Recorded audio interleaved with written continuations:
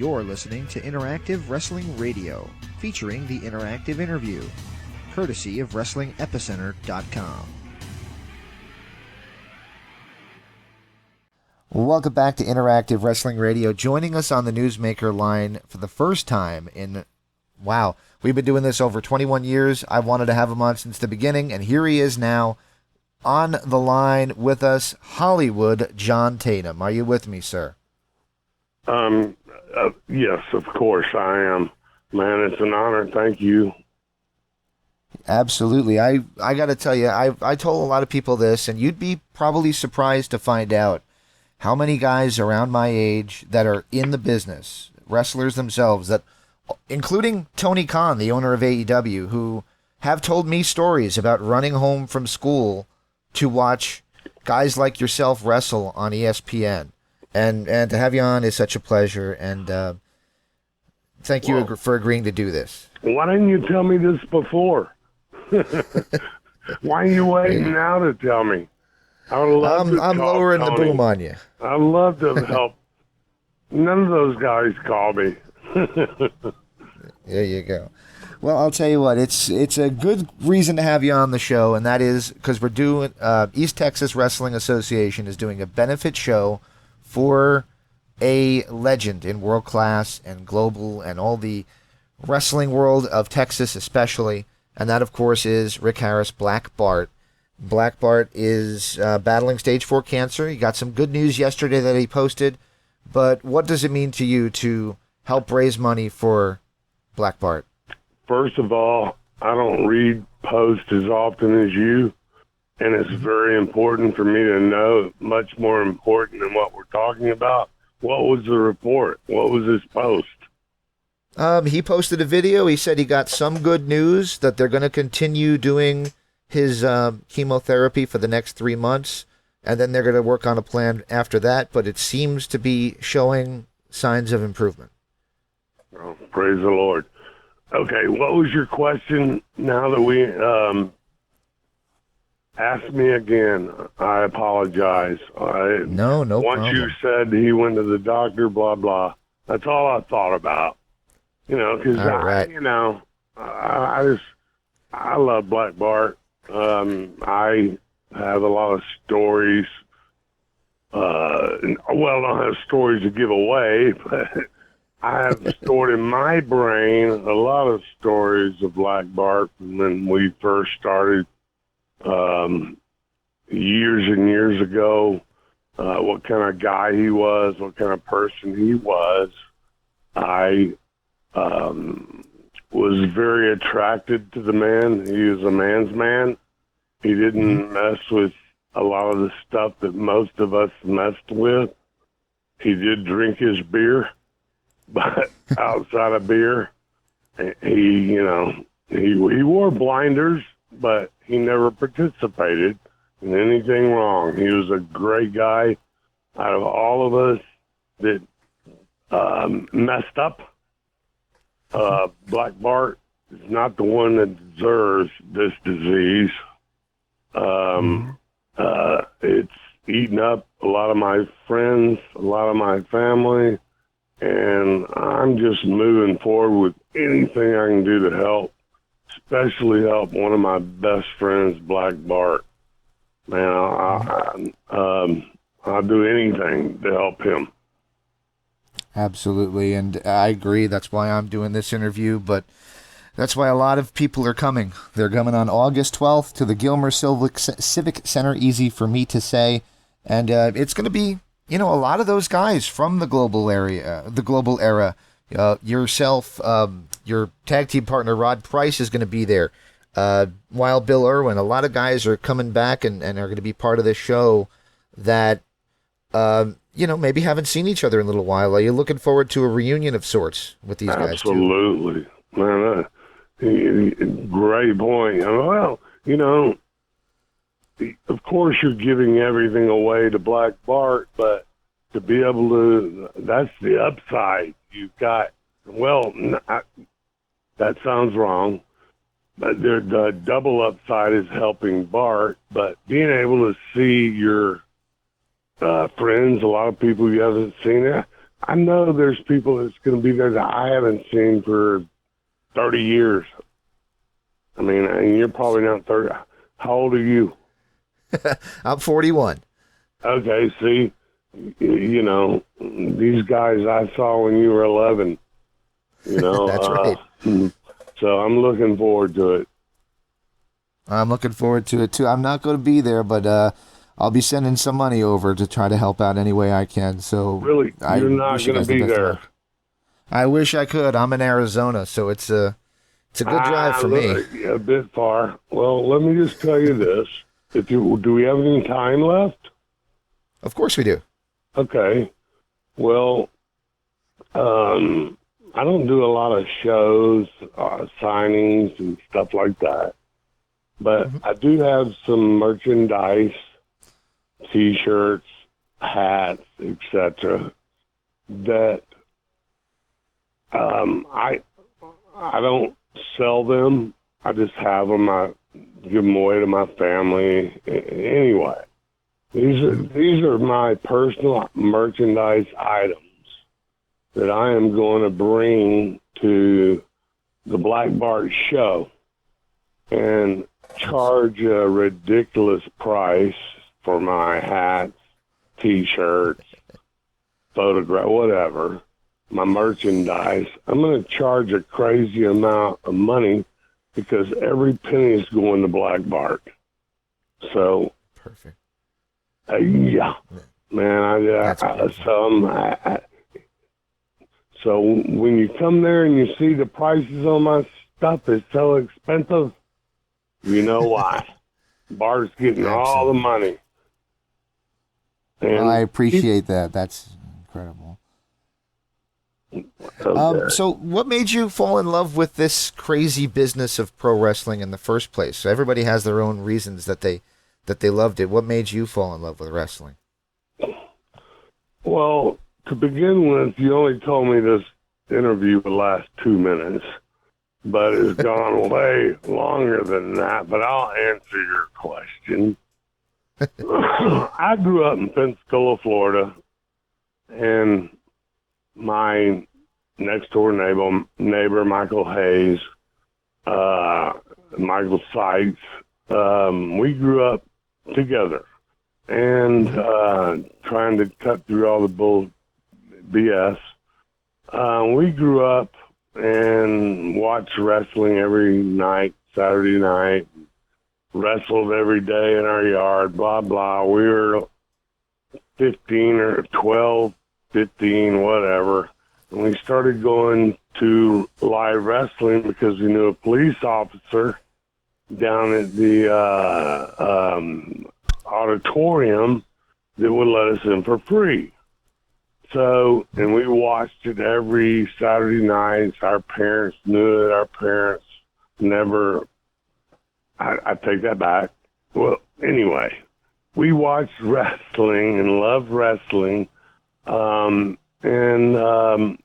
grew up watching it, it came once a week to Pensacola. We went every week and we just watched. We watched people and we got him free. And we watched people like Ricky Gibson, Donnie Fargo, Gorgeous George Jr. Anyway, we watched all these guys, and then we got in with the Gibsons, Ricky Gibson and Reuben Kane. We got in with them, and they were setting up. Well, Ricky was wrestling already, but Reuben was setting up the ring at the television station. So Michael and I jumped in on that wagon and started setting up the ring for free at the TV station, and we got to meet the wrestlers. So Michael and I went to the beach a lot because our mothers, Michael's mother, his daddy died in an airplane crash, and she never remarried. He was in the Air Force, and he died. I don't know the details, but So Michael was raised by his mother and my family. Anyway, you made me forget where the hell I was at. Help me. That's what you do if you're listening. Where was I at? I'm a confusing guy. You were at you were seeing you got into the shows for free. You saw guys like Ricky Gibson and Gorgeous George Jr. Yes.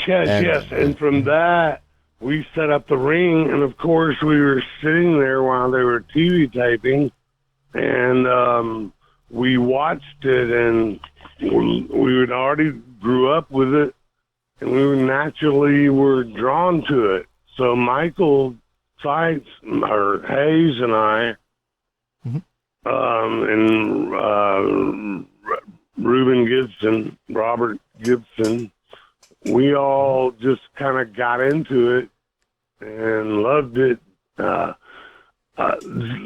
Amazing thing, Pensacola Beach, his brother, one of the, if you don't know who Ricky Gibson is, Ricky Gibson, one of the most talented people on the planet, but unfortunately drugs got him.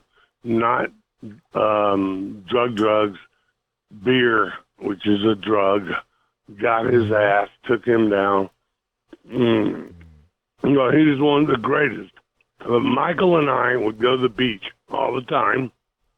We knew where Ricky Gibson would lay on Pensacola Beach.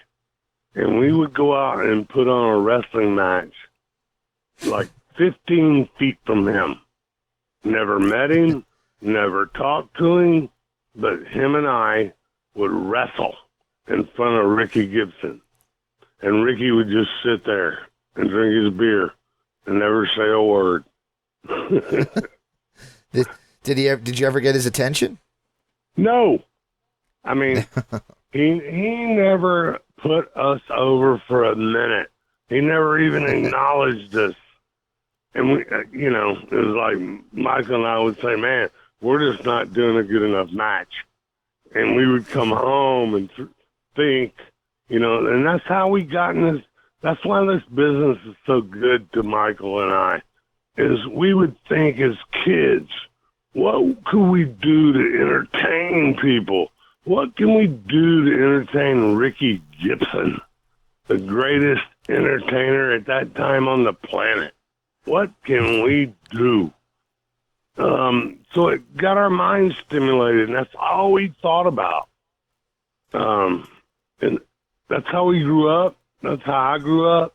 That's all I've been into my whole life until I got out of it as a kid. Middle, everything, wrestling. Absolutely.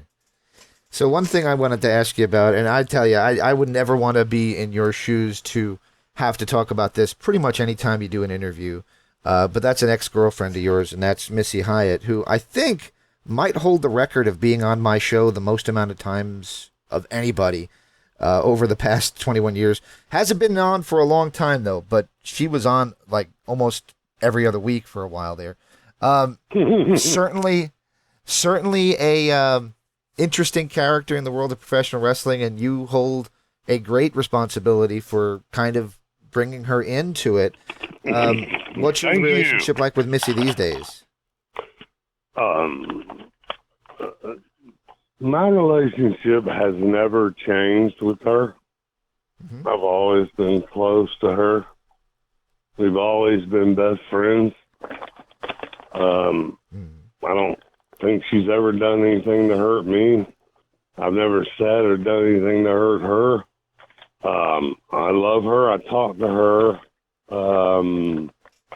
Not every day, but a few times a week. I since, of course, when I was married, now, I was married for 30 years, so I did not talk to Missy. And now that I'm divorced and moved on, we reconnected, and I talk to her just about, not every day, but, love Missy, got nothing good, Nothing. She's just a great person. I don't know what else to say. Love her to death. I wish age doesn't do all of us well. She was the most beautiful woman on the planet at one time, as well as Madonna. You know, but she's in her heart. And people don't know that girl. She's one of a kind. She's not like people think. I totally agree. Different. Totally very genuine person. Absolutely. Yeah. Love her to death. And talk to her, like I say, I talk to her often. I'm sure she can't wait. She knows that you're calling. So she's waiting on me to let her know how it goes. But I'm going to let you do it. Yeah, I told her. Oh, cool. Yeah, I didn't give her the time, but I told her that I needed to get off the phone with her. Actually, I wanted to get off the phone with her, and I used you, brother, to get off the phone. Sorry. Very cool. That truth of the matter, that's what happened. Sorry for using you. No, I've been used by worse than you. And I'd like to hear about that. I'm sure that'd sell a lot more tickets than Hollywood John Tatum does. Don't sell yourself short. Dallas Sportatorium, one of the most famous buildings in the world. I wish that I was there. I've been to Giant Stadium. I've been to Madison Square Garden. I never set foot, unfortunately, in the Sportatorium. What is your thoughts when you hear that name? Because I know for some people, when you hear that name, it's more than just a building. You know, when you work for a company for years,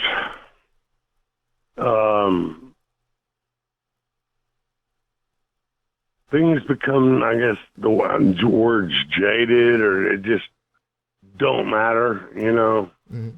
The Sportatorium, the things I remember about the Sportatorium got nothing to do with the building. It only has to do with things like Buddy Roberts climbing up on the shower to pee on Missy Hyatt.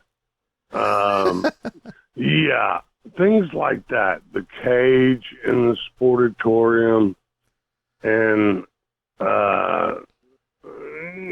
you know, the value of having that cage and be able to bring a date or whatever, your girlfriend, your wife to be, and they sit in that cage in the Sportatorium, and everybody in that building knew who, you know, they didn't know the people in that cage, but they knew what that cage meant. You know, that's high society. And anyway, the Sportatorium meant a lot to me. It means selling out. Means a lot to me is in that building. Unless you can make people come to that building, because there's no air conditioning, there's no heat. Yep. The roof leaks. Everything sucks. The food sucks. The Von Erichs suck. Everything sucks. Hot dogs suck. So, and to be able to come there week in and week out, I mean, every year you're there every week for years and years. You got to come up with some different poop. You can't come out there and be John Tatum, the same thing week after week after week after week. You got to do something different. You got to get a girl. You got to kick that girl in the head. You got to pull that girl's bra up. You got to flip that girl. You got to pull a skirt up. You got to do something, especially when you're not on top. and it's Right. hard to find a middle spot and still be involved in an angle with people. Usually bottom to middle, there's not a lot of angles. So if you can be in the middle like I was, and get an angle going, regardless of who it's with, just get one going, it was much better for you. Very good. You mentioned kicking someone. It reminded me when you kicked Tessa. You gave Tessa the super kick, and that seemed to make a lot of headlines because that was not something you saw a lot. The dudes hitting the girls like that.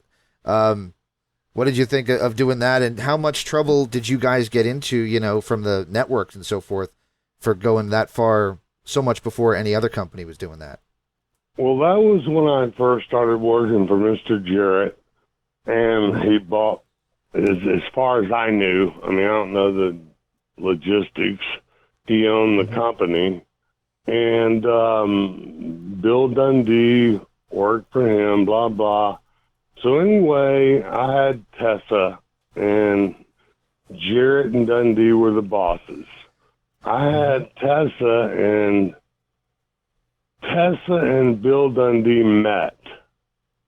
And Bill Dundee just absolutely fell in love with her. And he was like, but however he talks, I don't know them all straight. However he talked, he goes, come to my house, stay at my house. It wasn't I love her at first, but he was like, we were working in his territory, and all of a sudden we're staying at the boss's house, me and Tessa. And, that lasted for a few months or whatever where we stayed there. And he came to me and said, I love that girl. And I was like, okay, you can have her. I do not love her. You may have her. And we did that super kick deal to get back to what you actually asked about. We did. Bill Dundee come to me and said, blah, blah. And the thing about with me and Bill and the whole deal is I had the girl. So that's where I initially, anyway, I learned how to lead leaders and owners and people in matches. I took total control. Everything Bill Dundee did with me, he never spoke a word. He always listened. And actually, my elders in the business have said, we've watched those tapes. We've never seen Bill Dundee listen for a whole match. Bill Dundee wants to talk. And, baby faces don't talk. If they do, they ain't going to last long. They got to listen to us heels. And Bill Dundee did that. He was a great guy. I got nothing. I stayed in his mansion for months. And to be honest, I would get so drunk, I would let Tessa. I wasn't having sex with Tessa anyway, so I didn't give a shit. She was fucking the boss. Excuse my language. That's okay. Beep that, bro. I don't mean you to got say it. that. But yeah. And same with Missy, with Eddie Gilbert. Same with my very first wife. I've only had 3 women. I've had a lot of sex between those 3, but I've only had 3, and they've been the most beautiful women in the world. Just gorgeous women. Missy being one of them. So, I'm so blessed to have had. At this point, I do what the hell women tell me to do. That's it. That's the best way to be. Yeah. What do you? One of the guys that I saw, I was watching clips leading into this, and one of the clips I saw was you and Eddie Gilbert having your pull apart, and kind of Sting was in the periphery. And what do you think of the fact that the Stinger is still out there doing it after all these years? Man, he's just a great guy. I wished Eddie was alive and able to still do it. Both of those guys, and I'll be honest with you, had I wanted to stay with wrestling, I had a better offer and moved on in the business world. So I got out of wrestling, but those guys, I'm just very happy for them. They deserve everything they got. Steve Borden's a great, great guy. Absolutely. Now his partner, the Warrior, okay. I don't want anybody to die, but I'm glad Steve's alive. There you go. One of the things I wanted to ask you, the Global Days, your partner was Rod Price, and he's become kind of like a friend of mine. I talk to him several times a week. We send messages on how we're doing and all that online. How did you enjoy teaming with Rod Price, and what was that experience like in the Coast to Coast Connection? He's gay like that. But what was my finish it? How did you enjoy teaming with Rod Price when you guys were the California or the Coast to Coast Connection? Man, I was not, Jack Victory and I did not come together because we knew each other. And same with Rod Price. Missy and I came together as a package. But those guys, the promoters came to me and said, or us, and said, Jack as well, but the question's Rod Price. The bookers and promoters, owners came to us and said, we think y'all make a great tag team. And I didn't know Rod from Adam's House Cat. Said, I'll try anything, and I've been that way in this business. I'll shave my butt and walk backwards. Whatever makes money, I'm in. And they brought it to me, Rod Price. We think y'all be good together. And I went out with Rod and did the best work I could. He did the best work he could. Always did. I loved him as a partner. What I love more is, like you, I too have I don't have a friendship with a lot of wrestlers.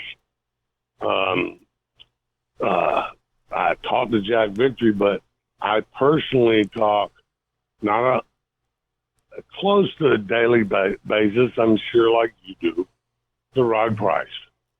Rod's a very sensitive, loving, Lord-loving leader. I look up to him.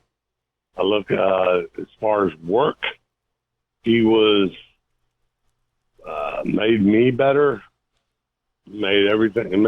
He was a great partner. He is a great friend, as I'm sure till we both die. And like you, we will all three be great friends. I love that. So I'm going to go to a dark place here with you. One of the things that Rod and I talked about a lot was your health scare a few years ago. I guess my simple question is, how are you feeling now, and how do you stand health-wise? Thanks for the question, and thanks for caring. I'm 64 years old. There are so many people with so many more problems than I have that I love the Lord. The Lord loves me. I'm happy every day. Everything is great for me. Physically, it could be better, but I try. I go to the gym and I play golf a couple times a week, but I go to the gym a few times a week. So I take care of myself, but I'm fine. I'm fine. My heart's fine. I take zero they had me for years, had me on all this medicine after they did the heart stuff to me and blah, blah. And I just said, I am stopping. I am not going to continue to put this crap inside of me. And I just stopped everything. I take zero. I put nothing in my mouth except a lot of aspirin, which helped me a lot. Tylenol, PM, that kind of stuff. It helps. So I don't put anything in my mouth besides that. And my health, when I go to the doctors now, I'm still the same. All the numbers, everything's still the same. So when I was taking the medicine, it was doing nothing. It was only hurting me. So thanks for asking, but my health is great. Very cool. So I'm going to let you off the phone in just a few minutes because I know we have gone a little longer than I said, and I'm sorry about that. I wanted to ask you, though, there was a video that I watched. Do you know Jim Cornette? I do. Okay. He did it. He has a podcast. I'm sure you know about that, and talks about everything under the sun, and you came up. A fan wrote in and asked a question. Why does Jim think that you never went on to work in WWE or WCW when a lot of the other guys did? His answer was simply that he thinks that you were a Dallas guy, basically. That's kind of how he felt about it, and that you kind of stuck in Dallas for a lot longer until you got out of the business. But what was your reason? Why did you not entertain? You already said about another business option that came up, but how come we never saw you in WCW or the WWE?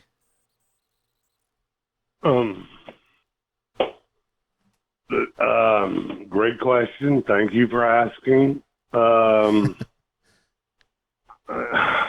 Just like Jim Cornette, I was John Tatum. I wasn't what Vince wanted me to be. I wasn't what Russo or anybody wanted me to be. I was John Tatum. And unless you took me that way and paid me the money I wanted to be paid, I wasn't going to do it. And that's the bottom line. I mean, Cornette,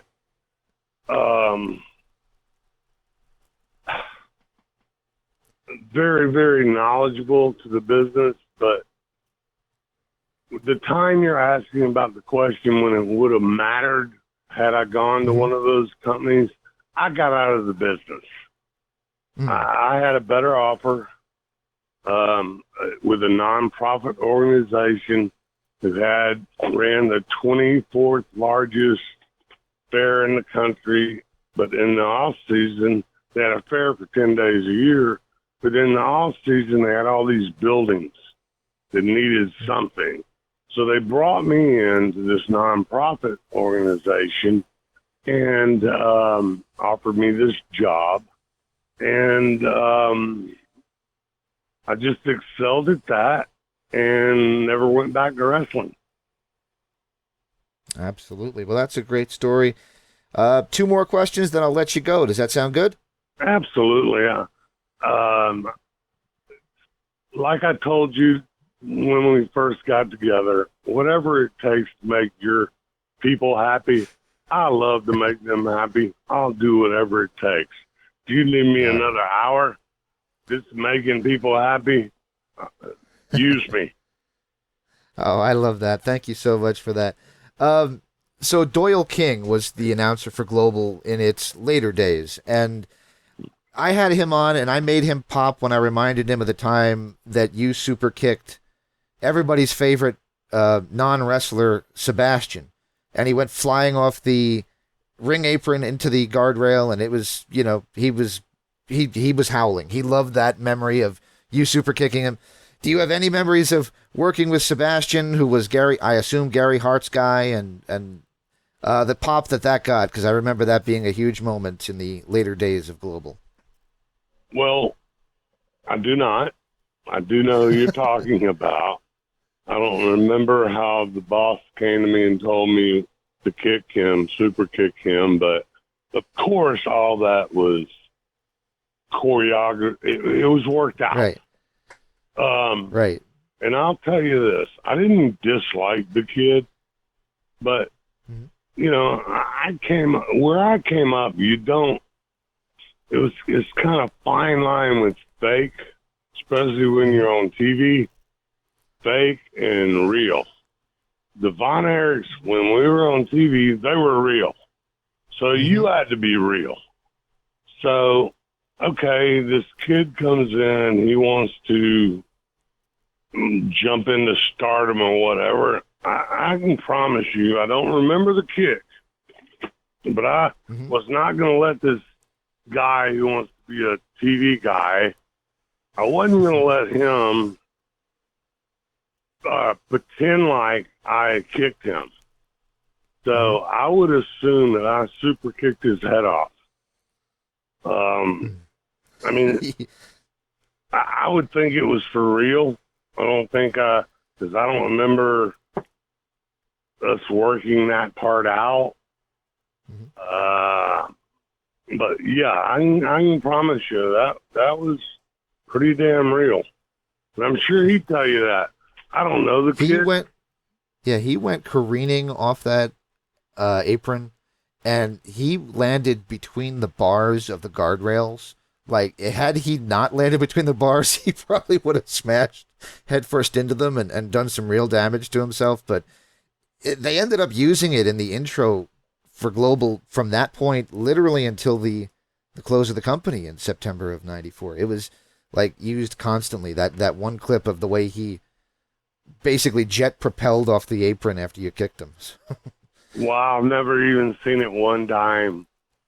But having not seen it, I can tell you, under the circumstances, the building we were in on television, I was raised by Gordy and Hayes and the Von Erichs that we're on TV. It ain't time to fake. We got 5 days a week to do spot shows that we can pretend. We're on TV for 2 days a week. So they didn't pretend. It was real. It was hard. They were tough guys, but you made a lot of money. They were tough. They were hard to fight, and they came to fight. I mean, it's a work business, but they weren't working. Absolutely. And there's a movie that's going to be coming out, I guess, next year, The Iron Claw, and that is going to be all about the Von Erich family. And obviously, you know, we've seen documentaries and TV shows and everything come out, but this will be the first time that their story is going to hit the silver screen. Are you eager to see what they do with it in Hollywood? To be honest, I heard about it. Then I saw on the internet that last couple of days the shows about the claw, and it's more about the I can't remember his name, the actual guy. Same time Fritz had it, he was German. Anyway, this other guy did it, and I heard the movie's more about him than it is Fritz.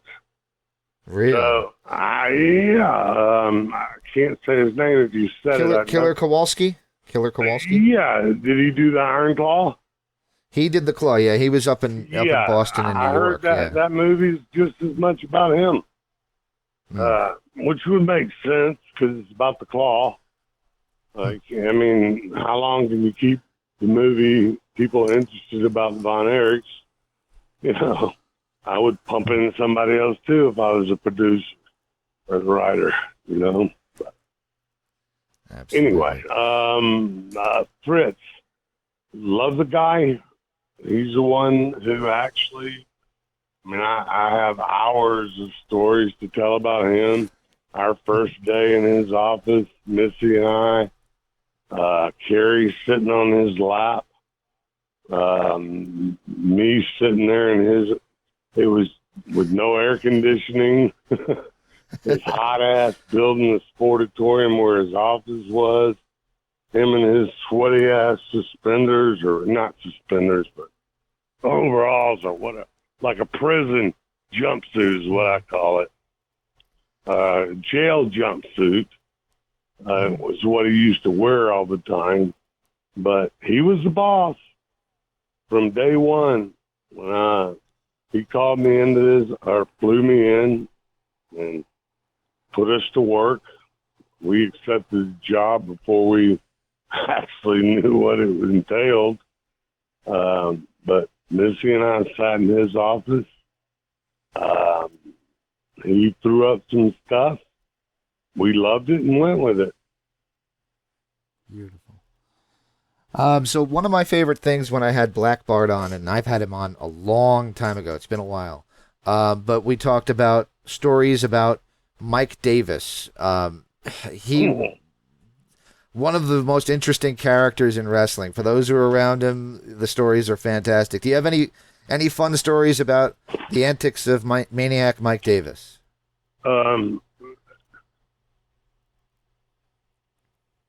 Mike Davis and what was his partner? Lane. Oh gosh, you stumped me. Yeah, he was just as great. But when they were in Texas, we worked together a lot.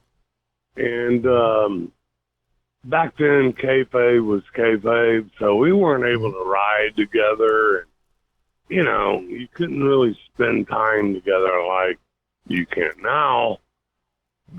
So I didn't really know Mike outside and Lane outside of wrestling. I will say this: wrestling, they were awesome. They looked like poop to me, and I told them all the time, "Y'all look like shit." I think it's Tommy. Yeah, I said, "Y'all look like shit," and you know. It was Tom Burton in the later days, but I'm trying to remember who the Rock and Roll RPM's partner was. That's what I'm trying to remember. But yeah, it was Tom Burton in the later days. No, that ain't the right guy that I'm talking about. When it was in Texas. Yeah, Rock and Roll RPMs, but I cannot remember his name. Anyway, great guy, great worker. Tom, a great worker, great employee. They did, you know, they knew what to do. You know, all of us have you have a company, and all of us have a position in that company. And let's say it's 1 through 4.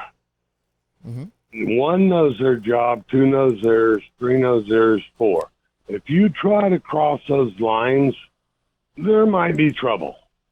So you find, if your job is number 2, that's what you do. You don't try to outshine the Von Erichs. You learn what the Von Erichs are doing because they're number 4.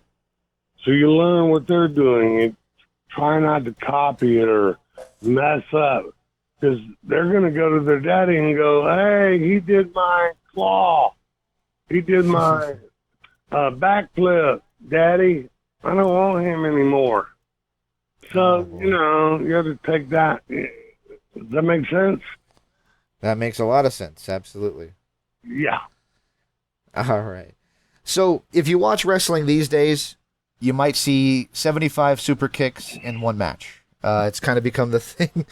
Super kick party is what the Young Bucks go by, and you see a lot of them. You threw them, and usually when you threw one, just like, I know you didn't like him too much, but Chris Adams, when he threw one, it was usually the end of the match. What do you think of how wrestling's progressed and how moves that are finishers, like DDTs and like super kicks, are now just moves?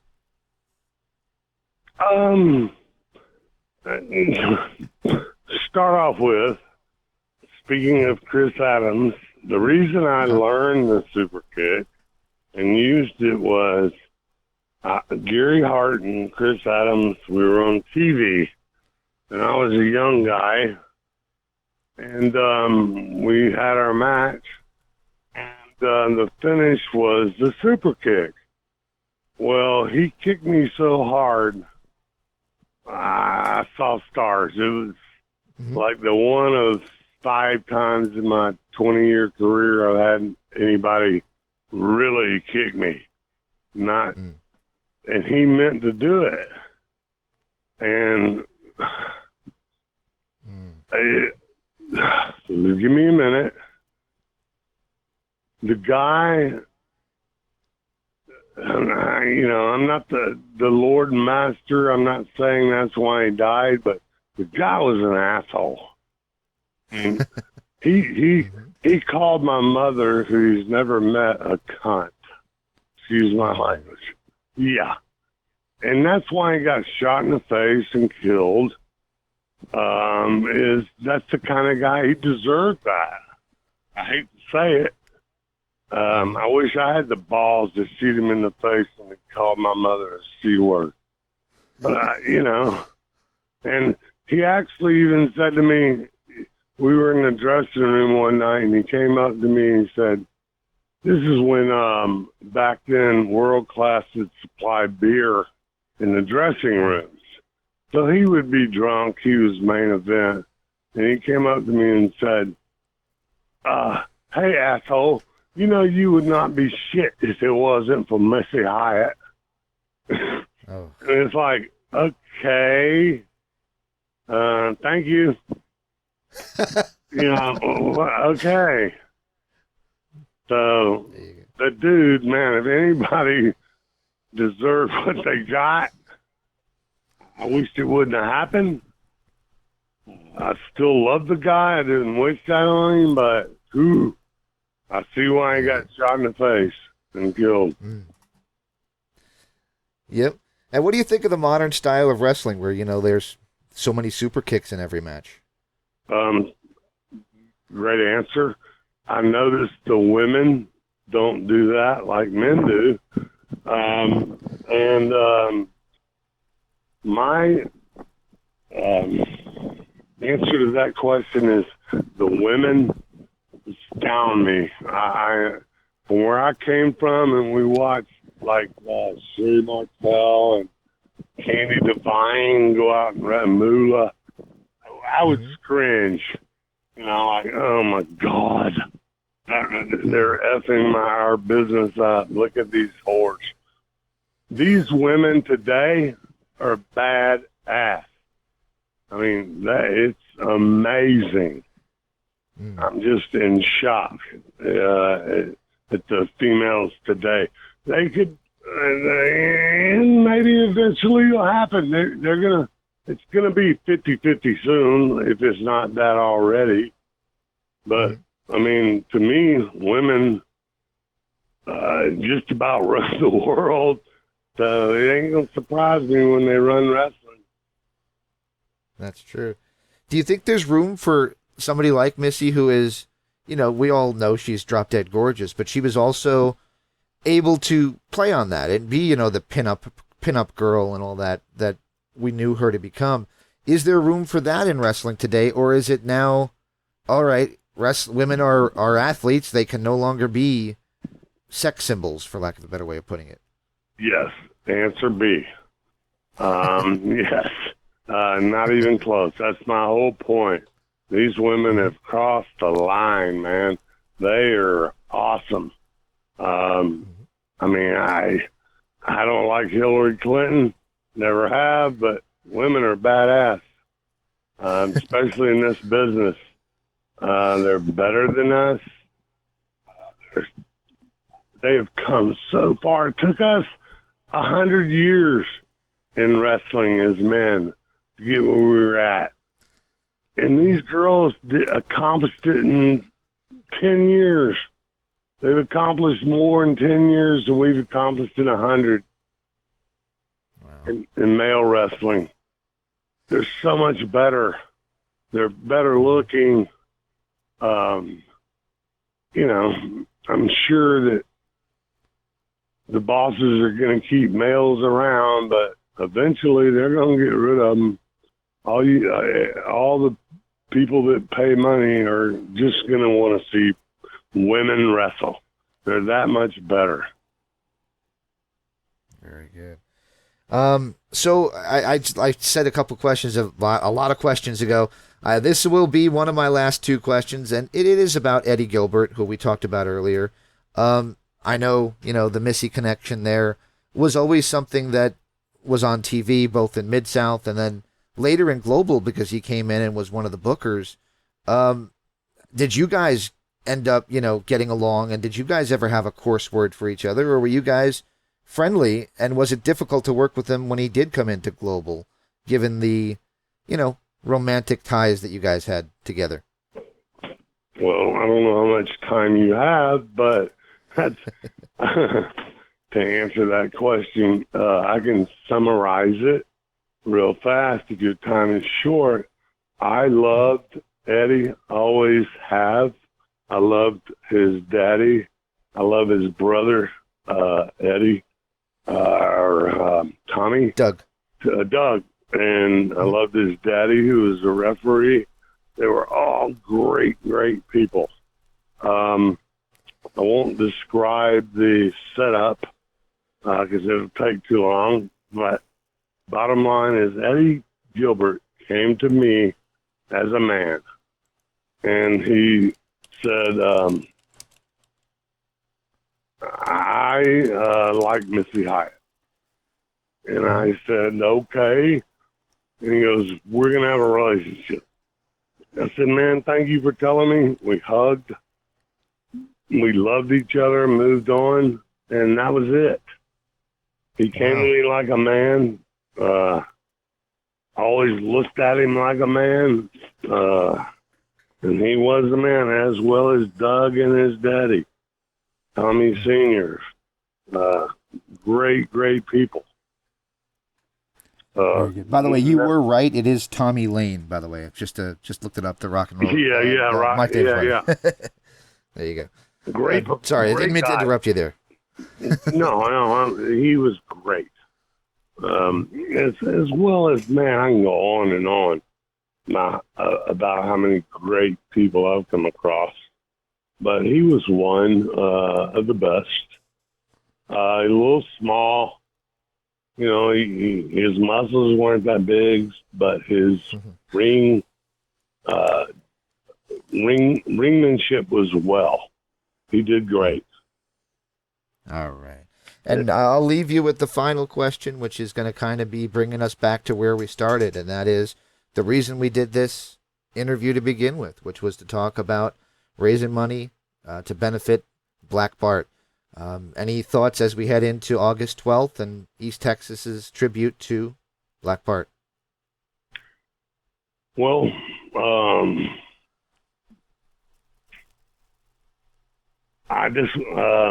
I have a personal deal with Black Bart. I mean, we go way back.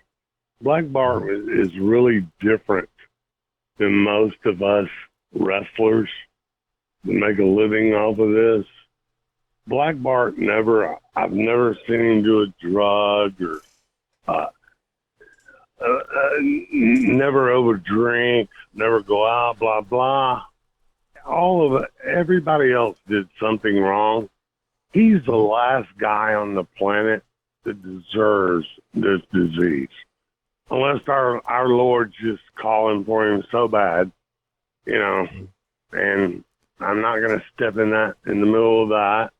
But what a great, great guy. Anything I can do. I have an event the day before in New York, and I made them fly me out the same day so I could be back for his.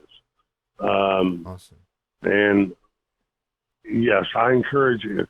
Anybody, I'll be honest, I don't know the guy's wrestling, but the guys that are coming to support Black Bart, we all love him, and we will be there with bells on. And thank you for helping us make money for Black Bart. I know you got other things to do, more financially rewarding, but thank you for helping us make money for Bart. Absolutely. Anything I could ever do. Did you want to mention the event in New York that you're going to be doing? No. No? Okay. Well, leave it just to promote the Black Bart event then. Yeah. All right. Well, I tell you, like I said, I've got a short list of guys that I never had on.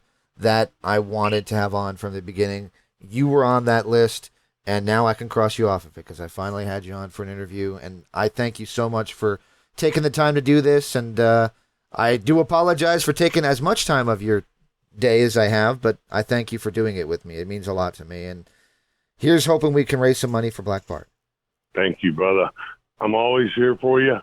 Anything else you need, you let me know. You have my number. This is Interactive Wrestling Radio. Interactive Wrestling Radio. Interactive Wrestling Radio. Interactive Wrestling Radio. Interactive Wrestling Radio. Interactive Wrestling Radio. Interactive Wrestling Radio. Oh, Rush. Featuring the interactive interview. Interactive interview. Interactive interview. Interactive interview. Interactive interview. Interactive interview. Interactive interview. Oh, yeah. Formerly The Blaze. The Blaze. The Blaze. The Blaze. The Blaze. The Blaze. The Blaze. The Blaze. The Blaze. The Blaze. The Blaze rock. Yo, Maniac, so what you gonna do when the Blaze of Mania runs wild on you? On WrestlingEpicenter.com. Wrestling Epicenter. Wrestling Epicenter. Wrestling Epicenter. Wrestling Epicenter. Wrestling Epicenter. The Wrestling Epicenter. Don't get off. And now we shamelessly name drop from our history. The Wrestling Epicenter would like to apologize for the following. All right, everybody. Viva la raza. Viva la raza. Hey, y'all. Hello, ladies. Hey guys, we had a lovely conversation. First lady, absolutely. Oh, look at me. She's so kooky.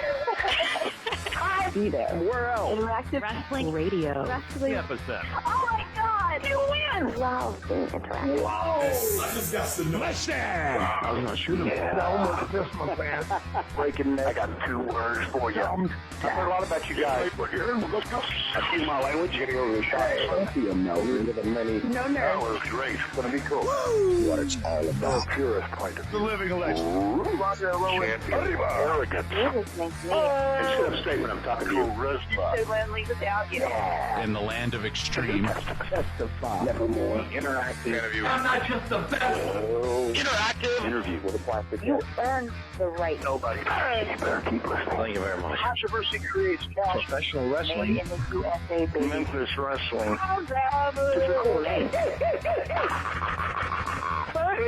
The guy on fire. We were sexy. What a show. The one and only. Interactive Wrestling Radio. Wrestling Epicenter. Interactive interview. We took care of the business. This isn't ballet. We are huge with this whole. You're where it's at. You better recognize who's the best. Make sure you tune in each and every week. I'll come out of your computer and knock down your door and turn it on for you. Or else I'm going to kick your stinking teeth in. And that's the bottom line. Have a nice day. It's showtime! Don't forget to like and subscribe.